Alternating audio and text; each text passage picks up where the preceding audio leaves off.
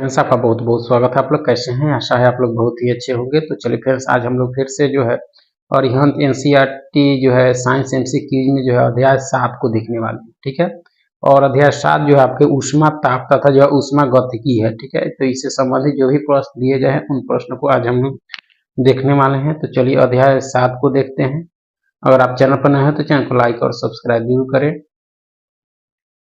तो देख सकते हैं कि सबसे पहला प्रश्न है कि निम्न कथनों में से जो कौन सा कथन जो है असत है। कौन सा कथन इसमें से असत है आपका? तो पारा तथा एल्कोहल ऐसे द्रव है जिनका जो है उपयोग अधिकांश कांच के जो है द्रव तापमापियों में किया जाता है। ठीक है, सेल्सियस ताप माप क्रम में जो है फ़ारेनहाइट ताप माप क्रम में जो है परिवर्तित किया जा सकता है। -273.15 डिग्री सेल्सियस का ताप जो है परम ताप कहलाता है। तापमापी का उपयोग करके जो है ऊष्मा का मान प्राप्त किया जा सकता है। इसमें कौन सा असत देखना है? तो ऑप्शन डी जो है आपके असत है। क्या असत है? कि तापमापी का उपयोग करके जो है ऊष्मा का जो है मान प्राप्त किया जा सकता है। ये आपके असत हैं। बाकी जितने भी दिए गए आपके कथन आपके सत हैं आपके। ठीक है, देख सकते हैं कि दिए गए कथनों में से कथन डी असत है, क्योंकि तापमापी का जो है उपयोग करके ताप का जो है मापन किया जाता है। यानी तापमापी का जो है उपयोग करके ताप का मापन किया जाता है। ठीक है, ए बी सी जो है सत है। तापमापी में जो है पारे तथा एल्कोहल का जो है उपयोग कांच के द्रव तापमापियों में किया जाता है। ठीक है, क्योंकि इनमें जो है आयतन तापीय प्रसार रेखीय होता है। किसी आदर्श गैस के लिए जो है सबसे न्यूनतम संभव तापमान -273.15 डिग्री सेल्सियस होता है, जिसे परम ताप कहते हैं। ठीक है, ताप के विभिन्न पैमानों में निम्न संबंध होता है। इस सूत्र से आपके जो है विभिन्न जो है डिग्री सेल्सियस को निकाल सकते हैं। ठीक है, उपयुक्त प्रयोग करके सेल्सियस को फ़ारेनहाइट में परिवर्तित किया जा सकता है। ठीक है, आगे है कि ठंडे देशों में जो है पारे के स्थान पर एल्कोहल के तापमापी द्रव के रूप में जो है वरीयता दी जाती है। क्योंकि यानी ठंडे देशों में जो है पारे के स्थान पर एल्कोहल को जो है तापमापी द्रव के रूप में वरीयता दी जाती है। ऐसा क्यों? तो एल्कोहल का जो है द्रवांक निम्नतर होता है। ठीक है, एल्कोहल ऊष्मा का जो है बेहतर संचालक होता है। एल्कोहल पारे से जो अधिक सस्ता होता है। विश्व में एल्कोहल का उत्पादन जो है पारे से अधिक होता है। तो इसमें देखा जाए तो सही उत्तर ऑप्शन 1 हो जाएगा। एल्कोहल का जो है द्रवांक निम्नतर होता है आपका। ठीक है, यह सही है। इसलिए जो है आपके ठंडे देशों में जो है पारे के स्थान पर एल्कोहल को जो है तापमापी द्रव के रूप में जो है वरीयता दी जाती है आपका। ठीक है, आगे है कि समय की दृष्टि से जो है समय की दृष्टि से जो है दो द्रवों यानी पी और क्यू के ताप का जो है डिग्री सेंटीग्रेड से जो है 100 डिग्री सेंटीग्रेड तक उतार चढ़ाव नीचे दिए आलेख में दिखाया गया है। देख सकते हैं यह आलेख है, इसमें दिखाया गया है। निम्नलिखित में से कौन से कथन सही है आपके? कौन से कथन इसमें सही है? तो पहला कथन कहता है कि तापन प्रक्रिया में जो है द्रव P और द्रव Q की तुलना में जो है सादा उष्णतर रहा। इसको पहले एक बार ग्राफ को देख लीजिए। ठीक है, और दूसरा कहता है आपका कि दूसरा कथन कहता है कि तापन प्रक्रिया में जो है दोनों ही द्रव्यों का माप किसी भी जो है समय एक जैसा नहीं रहा। P का ताप जो है Q की तुलना में 100 डिग्री सेल्सियस पर तेजी से पहुंचा। ठीक है, Q का ताप जो है P की तुलना में 100 डिग्री सेंटीग्रेड पर जो है तेजी से पहुंचा। तो इसमें जो है सही कथन देखा जाए तो कौन सा हो जाएगा? तो ऑप्शन डी आपके सही कथन हो जाएगा कि Q का ताप जो है P की तुलना में 100 डिग्री सेल्सियस पर तेजी से पहुंचा। देख सकते हैं इस ग्राफ से। ठीक है, आगे है कि निम्नलिखित में से कौन से कथन जो है असत है। निम्नलिखित में से कौन से कथन असत है? कि डॉक्टरी थर्मामीटर का परिसर जो है 35 डिग्री सेल्सियस से 42 डिग्री सेल्सियस तक होता है। ठीक है, प्रयोगशाला जो है तापमापी का परास जो है प्राय माइनस से जो है 10 डिग्री सेल्सियस से 110 डिग्री सेल्सियस तक होता है। असत्य देखना है। ठीक है, प्रयोगशाला तापमापी का उपयोग जो है मानव शरीर का ताप मापने के लिए किया जा सकता है। डिजिटल थर्मामीटर में जो है पारे का उपयोग नहीं किया जा सकता। इसमें देखा जाए तो कौन सा असत्य है? तो ऑप्शन सी यानी जो है ऑप्शन सी क्या कहता है कि प्रयोगशाला तापमापी का उपयोग जो है मानव शरीर का ताप मापने के लिए किया जा सकता है। ये आपका सही नहीं है। बाकी जितने भी दिए गए आपके सही है। ठीक है, देख सकते हैं कि दिए गए कथनों में से जो है सी असत है, क्योंकि मानव शरीर के जो है ताप का मापन डॉक्टरी थर्मामीटर द्वारा किया जाता है, जिसकी जो है परास 35 डिग्री सेल्सियस जो है से 42 डिग्री तक होती है आपकी, ठीक है।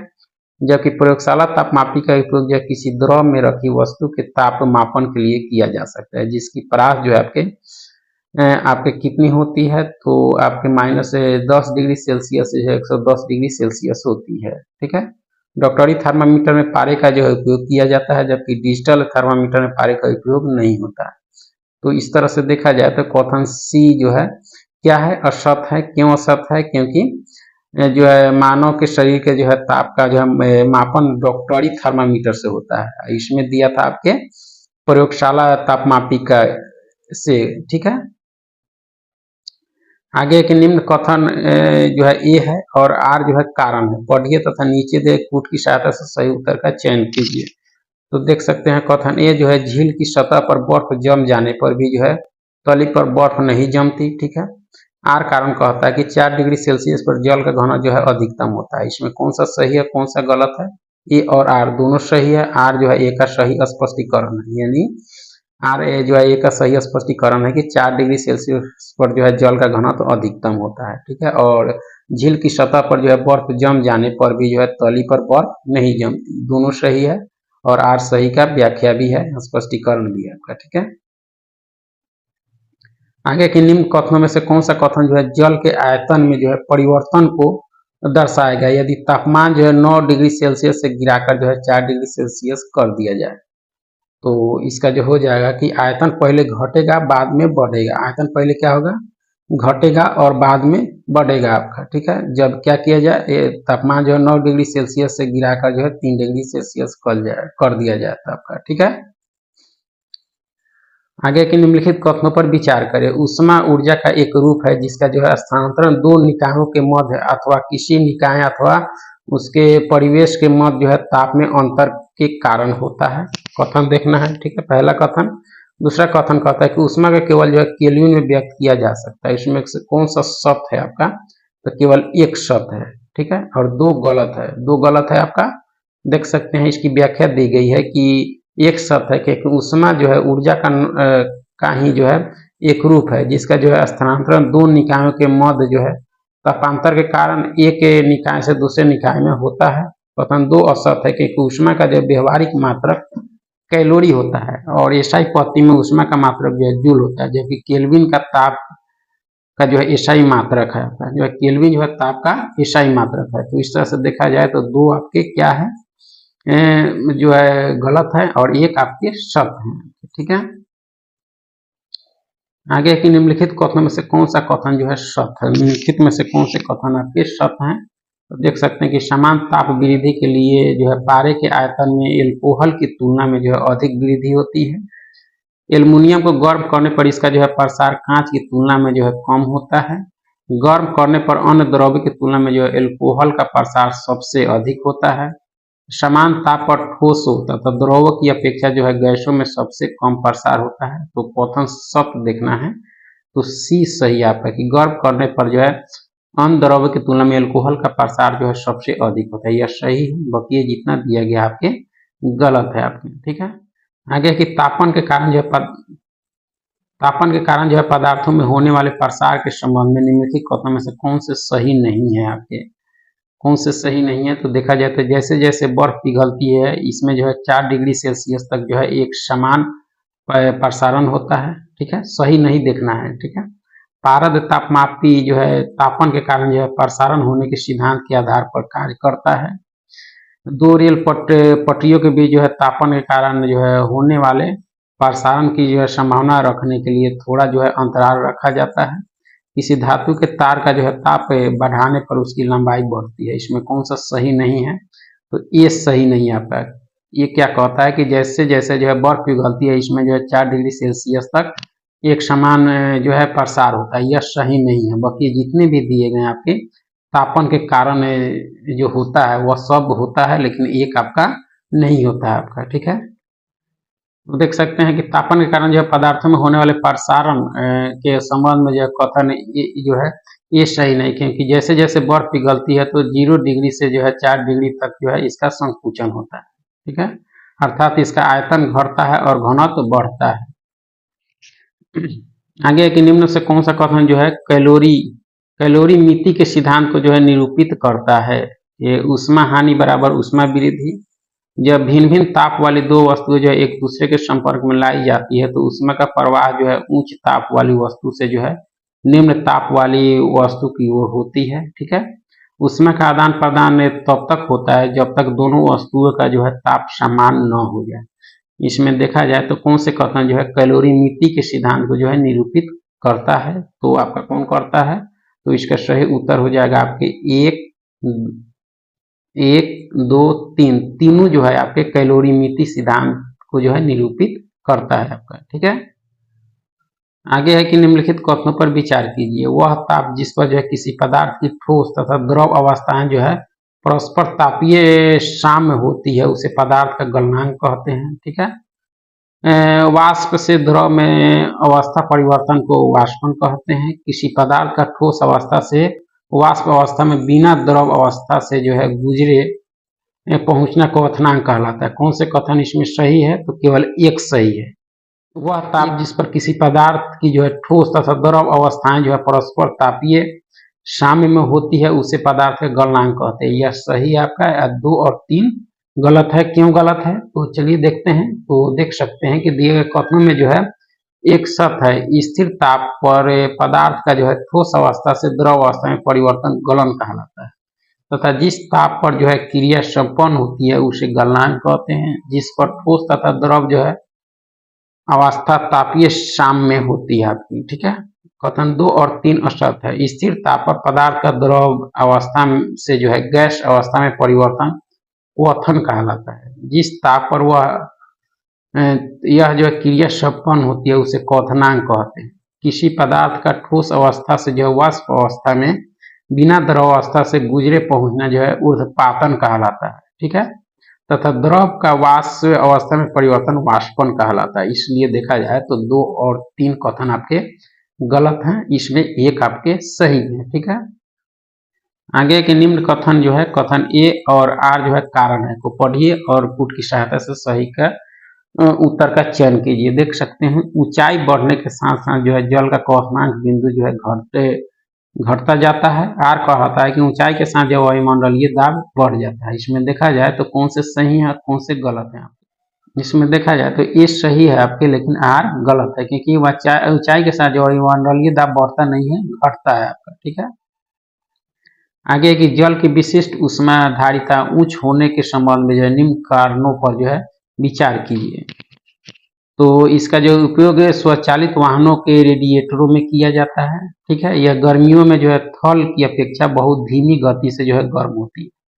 ठीक है, इसका उपयोग जो है सिकाई की बोतल में नहीं किया जा सकता। यानी जल की विशिष्ट ऊष्माधारिता उच्च होने के संबंध में कौन से कारण दिए गए हैं, तो इस पर विचार किया जाए तो कौन सा सही है और कौन सा गलत है। तो इस 1 और 2 आपके सत्य है, आपके 1 और 2 सत्य है और 3 आपके कथन गलत है। 3 क्या कहता है कि इसका उपयोग जो सिकाई की बोतल में नहीं किया जा सकता, यह गलत है क्योंकि इसका किया जा सकता है। ठीक है, आगे है कि निम्नलिखित कथनों पर विचार कीजिए। निम्नलिखित कथनों पर विचार कीजिए। एक कथन कहता है ग्रीष्म ऋतु में जो है महाद्वीपों और महासागरों के बीच जो है तापमान विपर्य शीत ऋतु की अपेक्षा जो है अधिक होता है। कथन 2 कहता है कि जल की विशिष्ट ऊष्मा जो है भूपृष्ठ की विशिष्ट ऊष्मा की अपेक्षा जो है अधिक होती है। उपरोक्त में से निम्नलिखित में से कौन सा जो है सही है आपका, तो कौन सा सही हो जाएगा आपका, तो देखा जाए तो 1 और कथन 2 जो है दोनों सही है, तथा कथन 2 जो है कथन 1 की सही व्याख्या भी है आपका।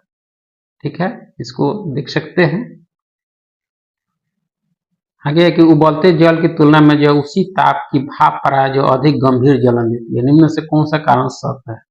इसका कारण है कि वाष्पन की गुप्त ऊष्मा, वाष्पन की गुप्त ऊष्मा इसका कारण है आपका। ठीक है, कि उबलते जल की तुलना में जो है उसी ताप की भाप पर जो अधिक गंभीर जलन देती है। इसका कारण क्या है, वाष्पन की गुप्त ऊष्मा आपके। ठीक है, आगे है कि निम्न कथन जो है कथन ए और कारण आर को पढ़िए और नीचे दिए कोड की सहायता से सही उत्तर का चयन कीजिए।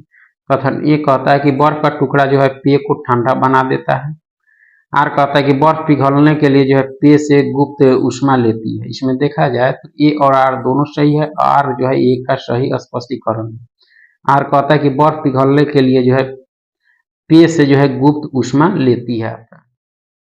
ये बर्फ का टुकड़ा जो है पेय को ठंडा बना देता है, क्योंकि बर्फ जो है पिघलने के लिए जो है पेय से जो है गुप्त ऊष्मा लेती है। निम्न ताप पर ठोस के एकांक द्रव्यमान को द्रव में बदलने के लिए जो आवश्यक ऊष्मा की मात्रा जो है ठोस के गलन की गुप्त ऊष्मा कहलाती है। ठीक है, बर्फ की गलन की गुप्त ऊष्मा जो है 80 कैलोरी प्रति ग्राम होती है, अर्थात 1 ग्राम बर्फ जो है 0 डिग्री सेल्सियस पर गलने के लिए जो है 80 कैलोरी जो है ऊष्मा लेती है। इसलिए जब बर्फ को जो है पेय पदार्थ में डाला जाता है तो यह पिघलने के लिए जो है अधिक ऊष्मा ग्रहण करती है, जिससे जो है पेय ठंडा हो जाता है आपका। ठीक है, आगे है कि निम्न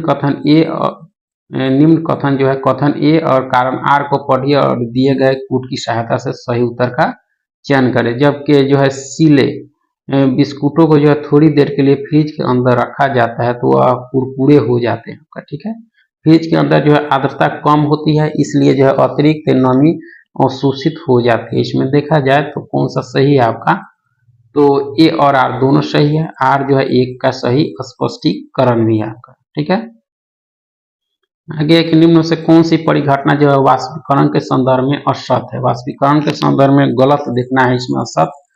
तो देखा जाए तो शीतक को जो है खुला छोड़ने पर उसके द्वारा जो वाष्पीकरण अत्यधिक मात्रा में होगा, यह सही है आपका। ठीक है, मिट्टी के घर में जो वाष्पीकरण के कारण जो है जल ठंडा रहता है, ये भी सही है आपका। ठीक है, और तेज हवा वाली रात्रि में जो है वाष्पीकरण के कारण जो है ओस बनती है, क्योंकि ओस नहीं बनती है, ऐसी स्थिति में जो है ओस नहीं बनती। इस तरह से ऑप्शन सी आपके गलत है।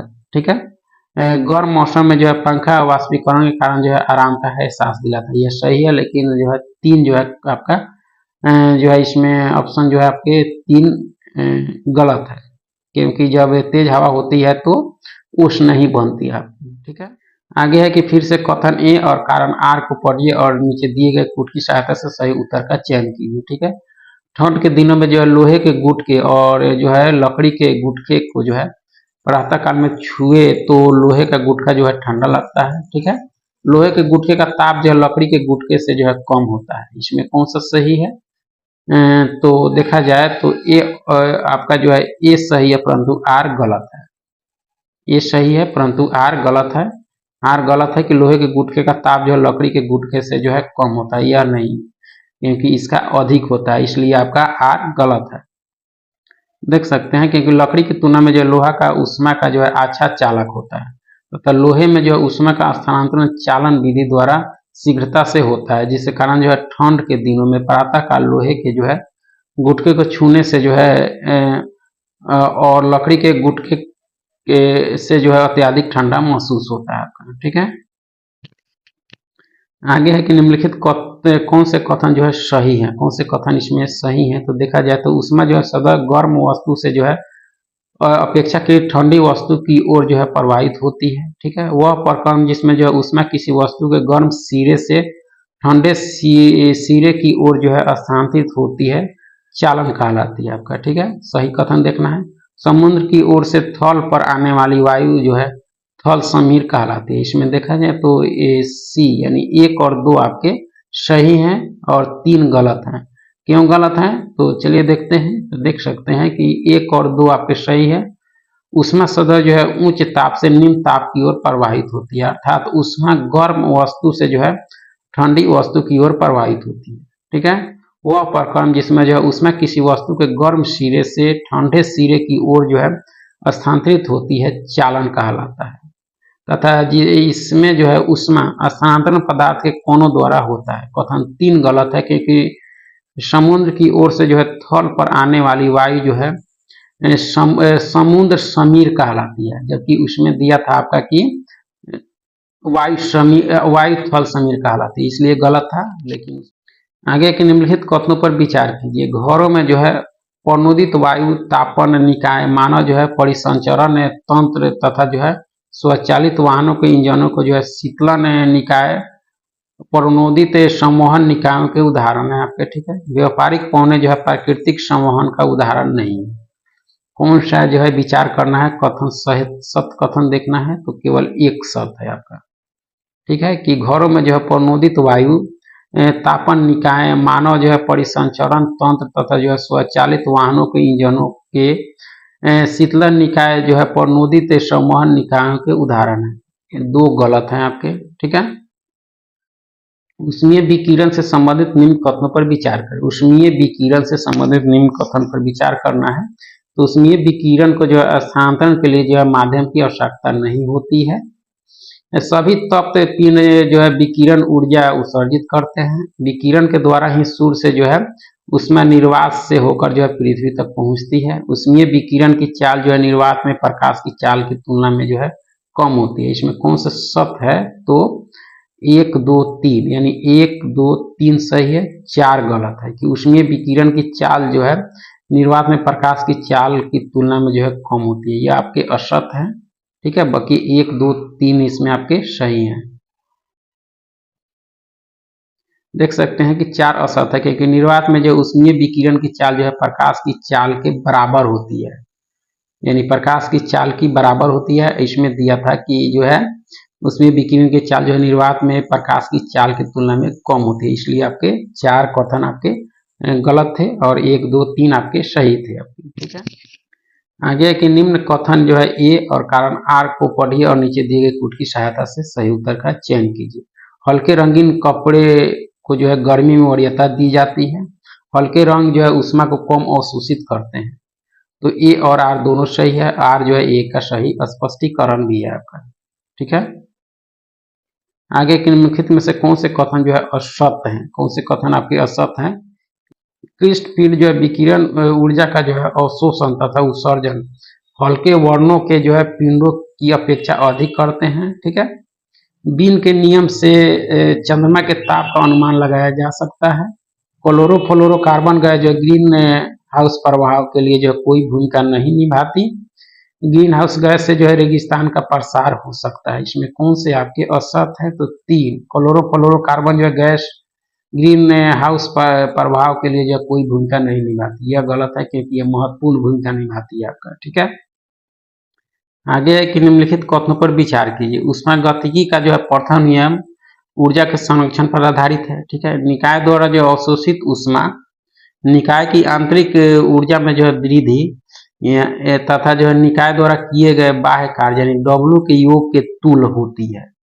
और 3 कहता है कि Q बराबर जो है डेल्टा U प्लस जो है डेल्टा W में से कौन से कथन आपके सही हैं? तो डी सही है, यानी 1, 2, 3, 1 और 2, 3 तीनों सही हैं आपके, ठीक है।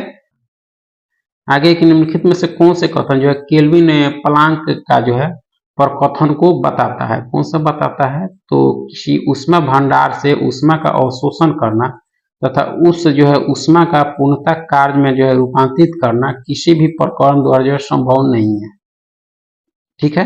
यही दर्शाता है आपका, ठीक है।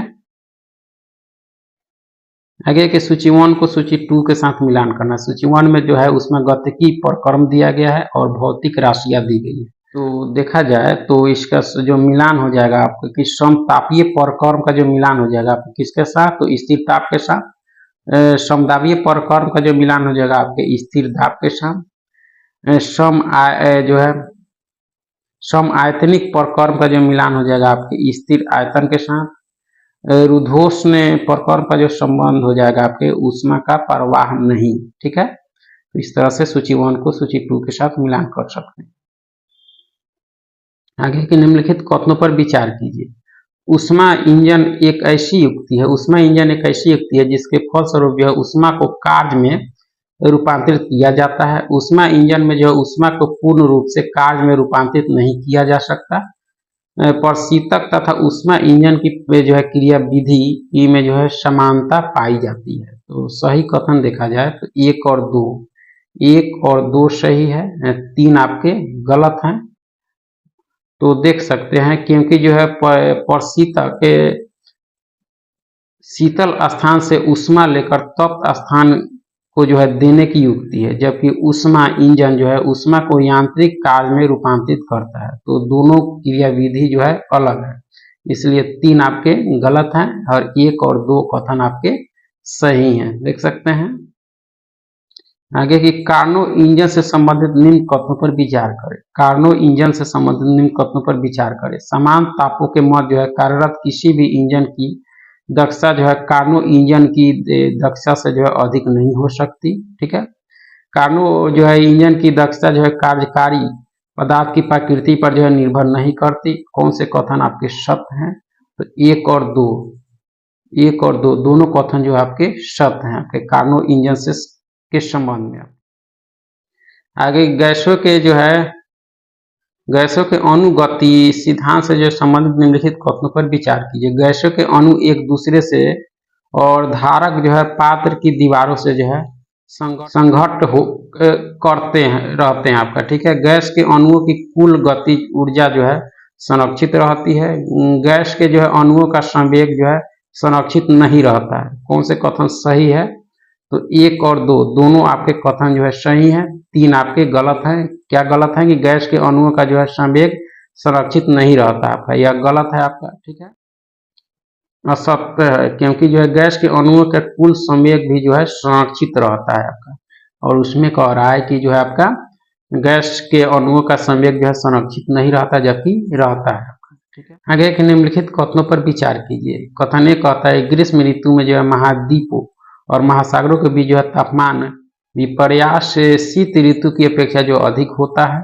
कथन दो कहता है कि जल की विशिष्ट ऊष्मा जो है भूपृष्ठ की विशिष्ट ऊष्मा की अपेक्षा जो है अधिक होती है। इसमें कौन से कथन सही है? तो देखा जाए तो कथन एक और कथन दो दोनों सही है, और कथन दो जो है आपका ए का जो है सही व्याख्या भी आपका।